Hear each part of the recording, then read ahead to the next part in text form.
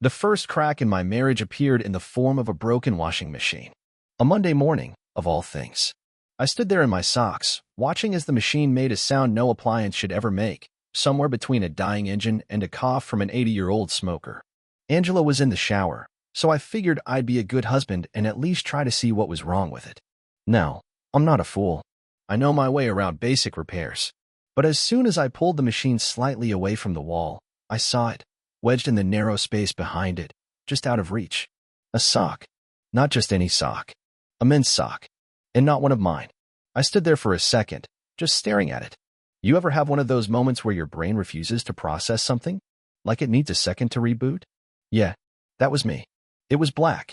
Long looked like the kind of guy who still believes in casual vests would wear with dress shoes. I don't wear socks like that. Never have. I crouched down and used a hanger to fish it out. Maybe it was something left by the previous owners. Except we'd lived in this house for 6 years. Maybe Angela had some secret second job as a sock smuggler and just never told me. The shower turned off upstairs. I could hear Angela humming some song, something cheerful, upbeat. Completely oblivious to the fact that her husband was standing in the laundry room, holding another man's sock like it was a piece of radioactive evidence. I had two choices. One, I could march upstairs and wave the sock in her face, demanding an explanation like some dramatic courtroom scene. Or two, I could be smart about this. I chose option 2. I grabbed a plastic bag from under the sink and dropped the sock inside, careful not to touch it too much, like it was an ancient artifact from the museum of my wife's lies. Then I shoved it under the pile of towels in the linen closet. The game was on. Angela came down a few minutes later, her hair wrapped up in a towel, looking refreshed and innocent, like someone who wasn't about to get investigated by her own husband. "Morning," she said, kissing my cheek. "Everything okay?" I looked at her. Really looked at her, trying to see if there was something different. Some kind of giveaway. Guilt in her eyes. A shift in how she moved. But no, she was the same Angela she'd always been. So I smiled. "Yeah, everything's fine." She grinned and headed for the kitchen, humming again. And that was how I learned my wife was cheating on me. Not through a suspicious text message. Not through a weird phone call or her acting distant. No dramatic lipstick on the collar nonsense. A sock. A single, stupid sock. And I was going to find out whose it was. I had exactly 3 suspects. A time traveler who misplaced his sock in my laundry room 6 years ago and never came back for it. A burglar who broke into my house, left no trace, stole nothing, but suffered an unfortunate sock-related accident. Some guy who was very comfortable in my home while I wasn't around. I was willing to bet on number 3. But here was the thing. I couldn't just ask Angela whose sock it was. That would be too easy, and I wasn't about to give her a chance to lie her way out of it. No, I needed more. Evidence. A confession. The full truth wrapped up with a neat little bow so she couldn't weasel out of it with some ridiculous excuse like, "Oh, that? I bought it for my imaginary brother." So I did what any reasonable man would do. I checked my own sock drawer. Listen, it made sense in my head. Maybe Angela had gone on a sock replacing spree. Maybe I was overreacting and this sock was actually mine, and I was about to accuse my wife of infidelity over my own bad memory. I opened the drawer, rummaged through it. Nope. No long black socks. Nothing even close. I wore ankle socks. Running socks.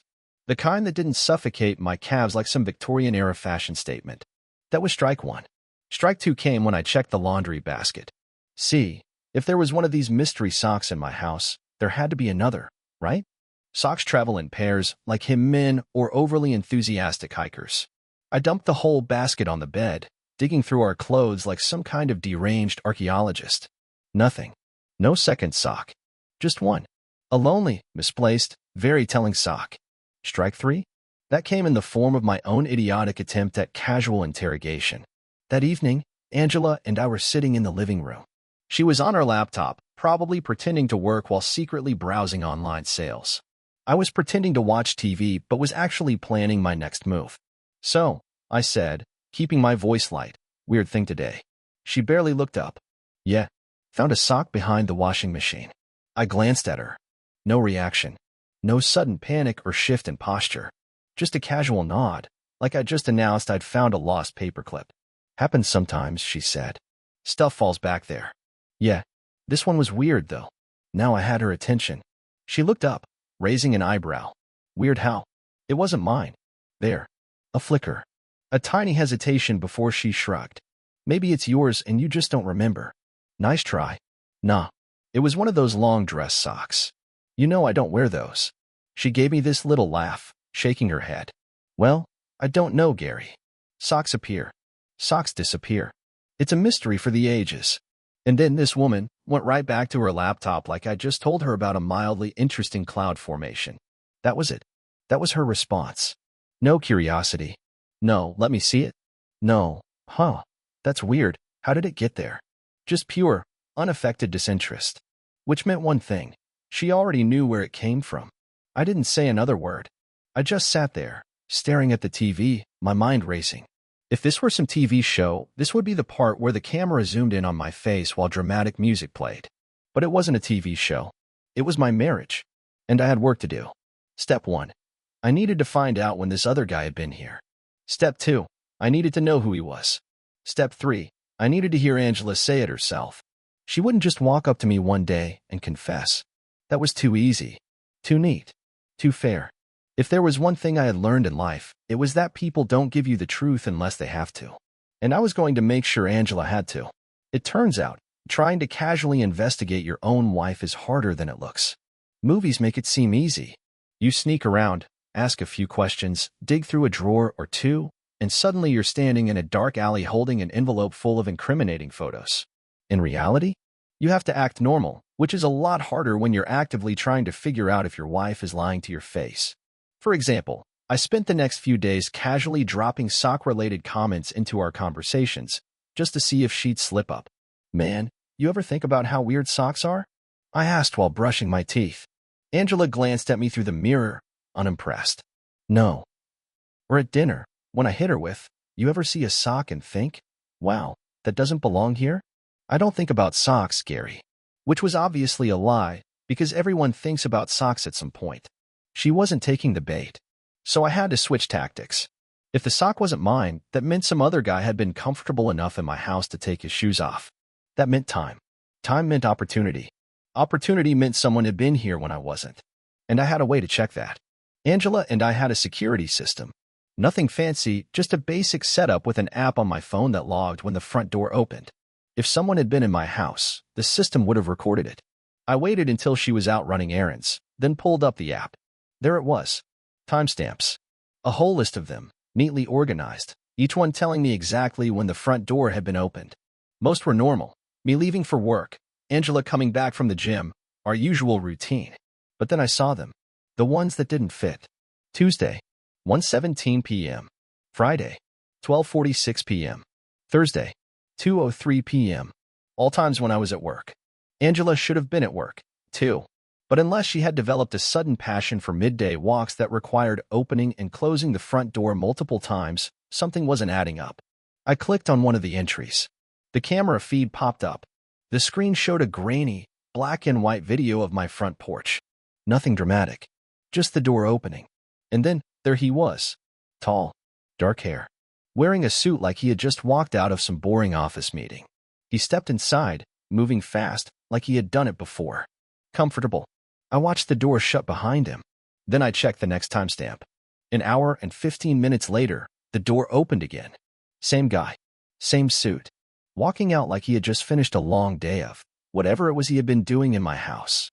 I sat there for a solid minute, just staring at the screen. So, that was it. The proof. The confirmation. I wasn't crazy. I wasn't paranoid. Angela was cheating on me.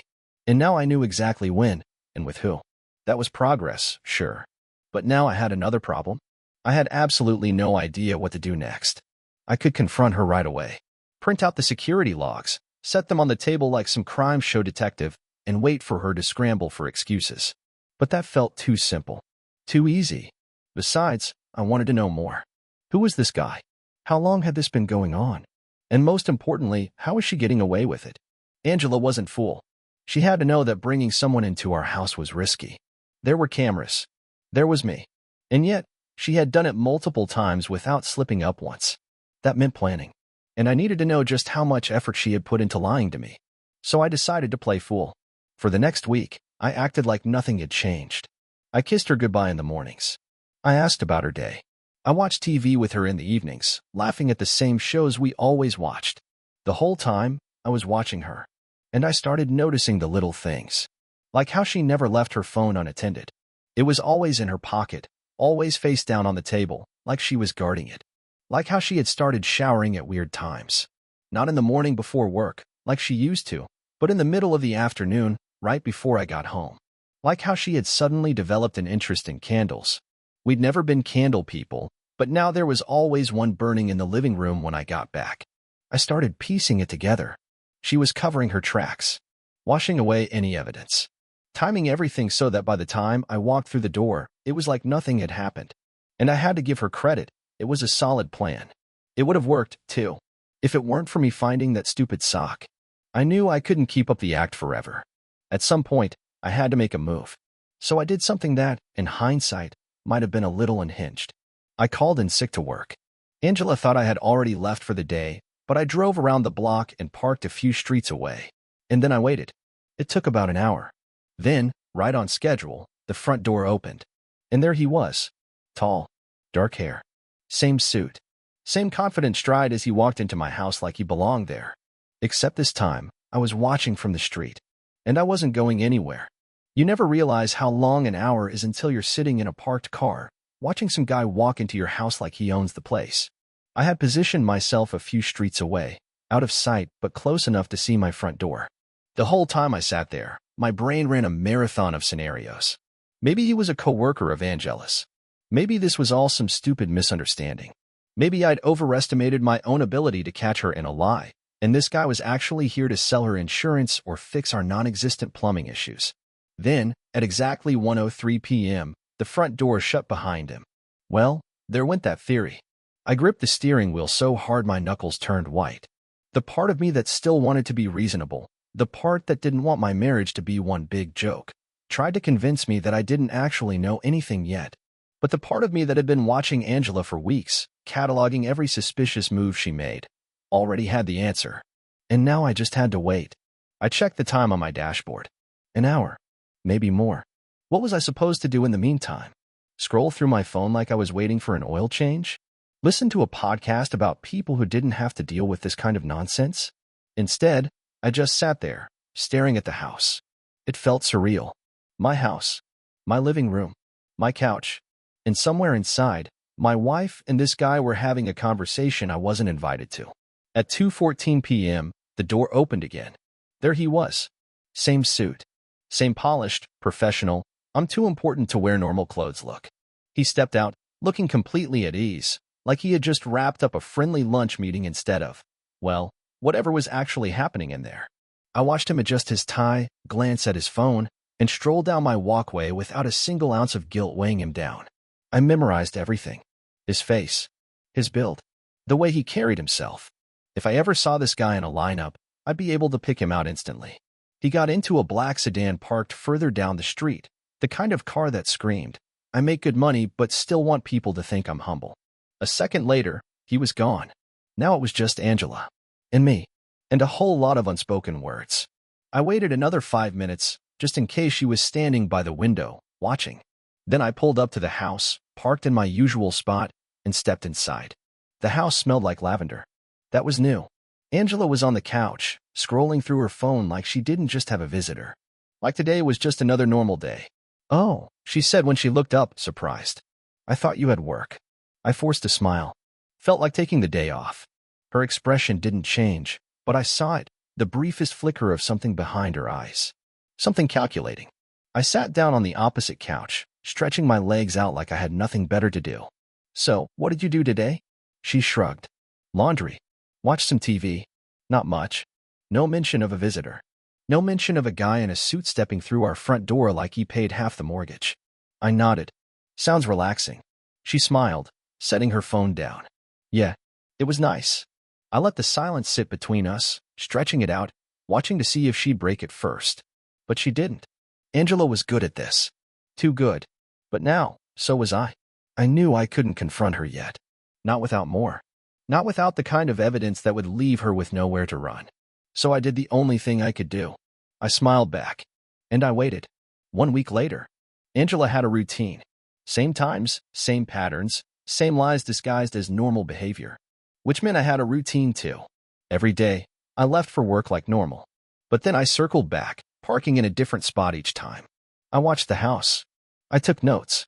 I figured out exactly how long he stayed, how often he came, and how easily Angela carried on afterward like nothing had happened. I wasn't just gathering evidence anymore. I was studying them. And that's when I realized something interesting. It wasn't just one guy. It was two. Different days. Different times. But the same pattern. The same careful routine. She wasn't having an affair. She was managing them. I sat with that information for a long time. Long enough that it should have made me snap. But instead, it made me calm. Because now, I didn't just know the truth. I owned it. And Angela had no idea what was coming next. You learn a lot about a person when you stop trusting them. Before all this, I thought I knew Angela inside and out. I knew how she liked her coffee, how she always forgot where she put her car keys, how she had this weird habit of watching the same 3 TV shows on repeat like she was studying for an exam no one asked her to take. But now I knew her real schedule. The one she didn't put on the shared calendar. The one where certain days were conveniently work from home or doctor's appointments that required an hour and a half of privacy. I knew which guys showed up and how long they stayed. I knew that Angela had a much more active social life than she ever let on. And, most importantly, I knew that she was absolutely, completely convinced that I had no idea, which made what I was about to do even better. See, I wasn't going to confront her in some big dramatic scene where she'd get to cry and fake remorse. No, Angela didn't get an easy out. She didn't get to control the conversation. She didn't even get to defend herself. She was going to figure out that I knew the same way I figured out she was cheating. By accident. I started small, testing the waters. One night, we were sitting on the couch, her scrolling through her phone, me pretending to watch TV. Out of nowhere, I casually said, "You ever think about how people just think they're getting away with things, but really, everyone around them knows?" She didn't even look up. Like, imagine thinking you're being super slick, but the whole time, someone's just sitting there, watching, waiting. She finally glanced at me, raising an eyebrow. "Where is this coming from?" I shrugged. "Just a thought." She rolled her eyes and went back to her phone. All right, that was one. The next day, I made sure to leave the house exactly when I usually did, but then I came back 15 minutes later, acting like I forgot something. Angela was standing in the kitchen, and for half a second, I saw panic flash across her face before she forced a smile. "What are you doing here?" she asked, too casual. "Forgot my laptop." I walked past her, taking my time. "You expecting someone?" That was fun. Watching her try to keep her expression neutral while she casually reached for her phone, probably canceling whatever plans she had lined up. 2 points for me. But my favorite move? That came later. A few days went by, and I knew she was getting comfortable again. That's the thing with liars, they adapt fast. Angela had gone right back to her routine, confident that she had dodged whatever weird mood I was in. So, naturally, I made it worse. One night, as we were getting ready for bed, I sat on my side of the mattress and let out a long, thoughtful sigh. Angela, already under the covers, glanced at me. "What?" I shook my head, like I was lost in deep, serious thought. She frowned. "What's wrong?" I hesitated, then finally said, "You ever get the feeling someone's been in the house when you weren't home?" She blinked. "What? Like, I don't know. Just little things. A chair slightly out of place. A door that's not closed all the way. Stuff you think you left a certain way, but then it's different when you come back." Angela sat up a little, now fully awake. "Why would you say that?" I shrugged. "Just something I've noticed." She stared at me, eyes darting just slightly before she spoke again. "Are you sure you're not just forgetting things?" "Maybe." I climbed into bed, pulling the covers over me. "Or maybe someone's been here when they shouldn't be." Silence. Then she laughed. "Okay, now you're being weird." I laughed too. "Yeah, probably nothing." Then I turned off the light. Angela didn't fall asleep for another 2 hours. And that, ladies and gentlemen, was when I knew she was officially nervous. The final move. I had all the information I needed. The only thing left was to deliver it in a way Angela wouldn't see coming. It was going to happen on a Tuesday. That was one of her usual days. One of the ones where working from home really meant entertaining guests while her husband paid the mortgage. I went through my routine as usual. Got dressed. Had breakfast. Kissed her on the cheek before heading out the door. But instead of going to work, I parked a few streets away. At exactly 1 p.m., right on schedule, the front door opened. I watched as suit guy number 1 stepped inside, comfortable as ever. I gave him exactly 10 minutes. Then, I strolled up to my own house, knocked twice, and rang the doorbell. Nothing. I knocked again, louder. Inside, I could hear the sudden shuffle of movement. A voice, Angela's, hushed and urgent. Then, finally, after a full minute, the door opened. Angela stood there, looking like she had just run a marathon. "Gary," she said, her voice an octave too high. "What are you doing here?" I smiled. "Forgot my laptop again." Her eyes flickered toward the hallway, just for a split second. "Gotcha." "Oh," she said quickly. Well, I was actually about to go out. I have a meeting in half an hour." "Really? That's weird."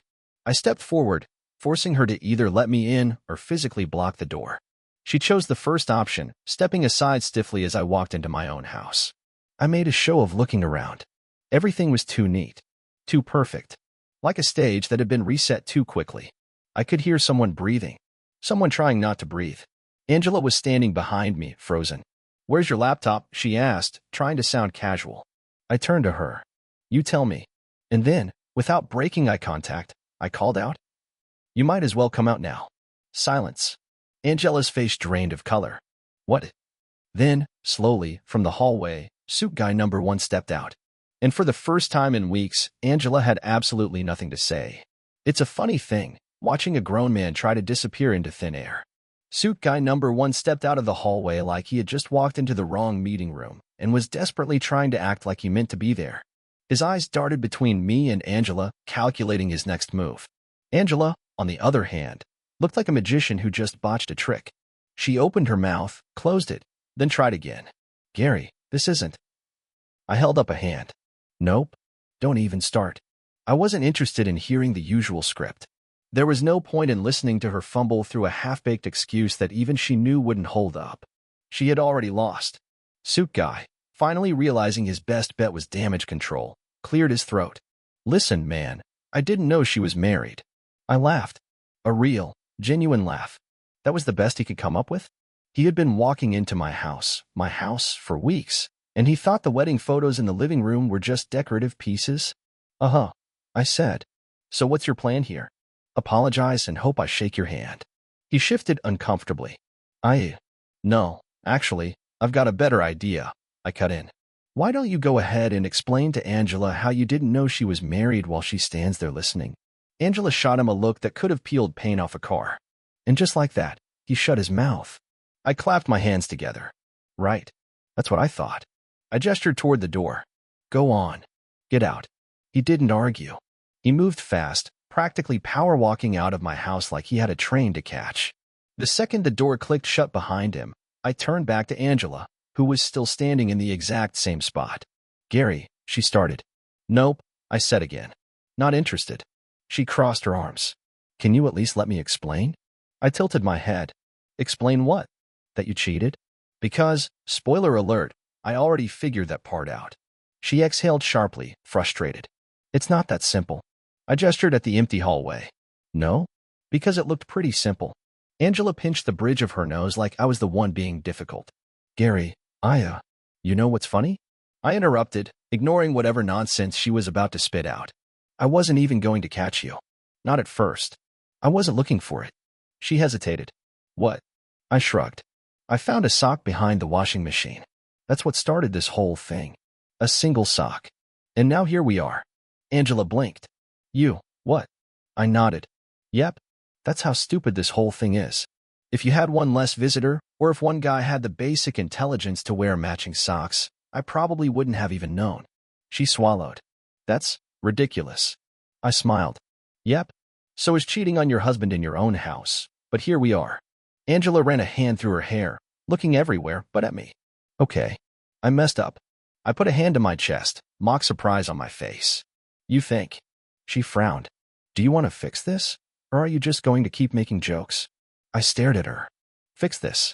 Now it was my turn to laugh. A real, full-bodied, UVE got to be kidding me laugh. "You think there's a fix here? That we're going to go to therapy and talk about our feelings and somehow undo the part where you turned our house into a hotel?" Angela flinched. "Just a little. It wasn't like that." "Oh, good. So what was it like?" I asked, folding my arms. "Help me understand." She hesitated. "I don't." I raised a hand. "Wait. Let me guess. It just happened, right? One day you tripped, landed in someone's arms, and then repeated the process for a few months. Angela's lips pressed into a thin line. I wasn't happy. I nodded. Yeah, well, neither am I. Guess what I didn't do? She rolled her eyes. Gary. I didn't bring two separate guys into my house like I was running a rewards program. I continued. I didn't lie to your face or sit across from you at dinner pretending everything was fine.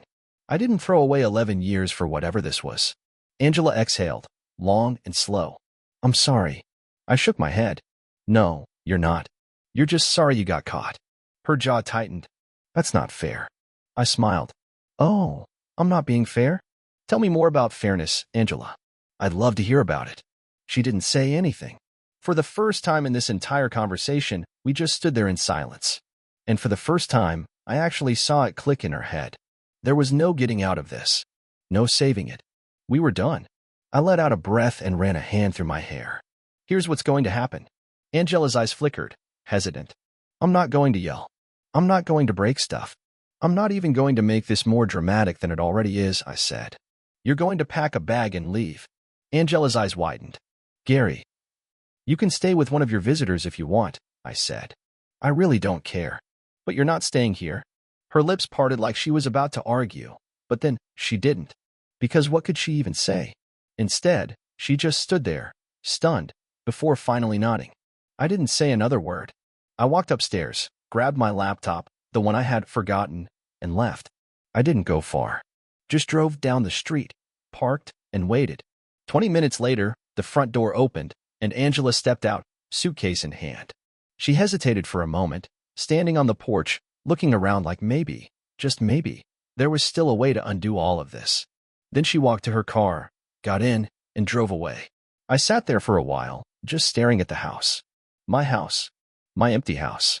And for the first time in a long time, I actually breathed. It wasn't sadness. It wasn't relief. It was just clarity. The life I thought I had? Gone.